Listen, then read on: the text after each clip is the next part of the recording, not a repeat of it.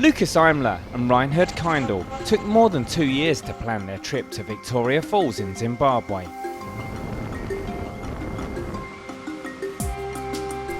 Well, as a slackliner, we're always looking for new spots to transfer our sport into, and seeing pictures from the Victoria Falls, it was definitely the biggest and best waterfall I've ever seen. So I couldn't wait to actually come here, see the place, and eventually rig a slackline and walk in front of it.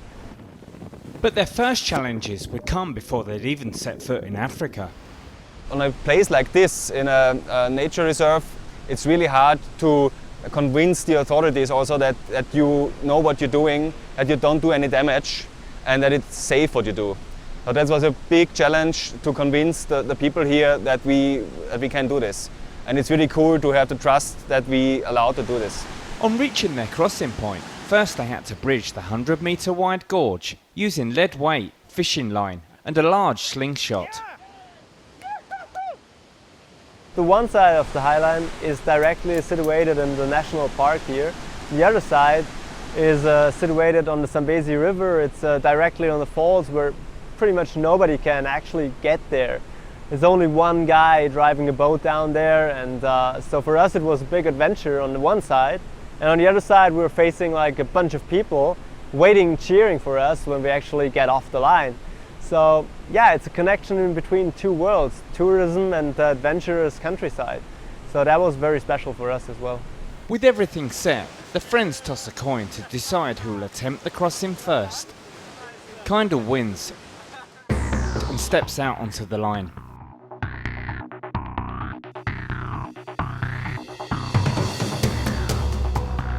The conditions are tough.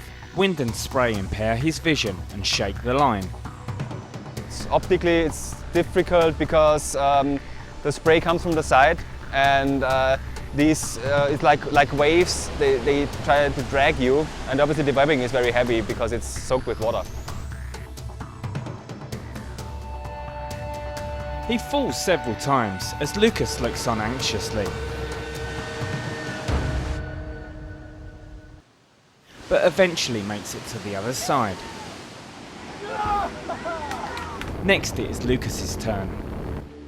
The very special thing about slacklining is that it's a dynamic balance. It's not a tight rope, it's not something which is fixed or like stable. It's a dynamic webbing which is movable in every direction.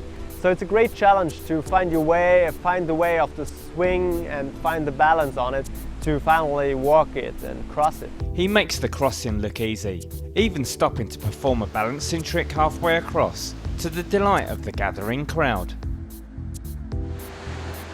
In slacklining we call it ascent, when you actually walk the line from one anchor point to the other without a fall.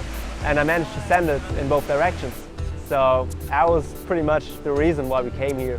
It was incredible, and the best feeling was that Reini walked it shortly afterwards, so we both could share the scent again. With their dream achieved, the two friends can celebrate. We had a lot of challenges along the way, and we managed to face them all, and being here, walking the line finally, it's just the best reward you can get. But Lucas knows it's not just an achievement for himself and Reinhard. Yeah, it's very important to have a good team to do something big like this. It's not possible to do it on your own, and especially as a slackliner, you at least need a second slackliner doing the other anchor, helping you with all the stuff. And finally, it's also very, very important to have someone supporting you mentally and physically on the spot. So you need a good friend to do something like this, and Reini is for sure the best friend I could ever have for it.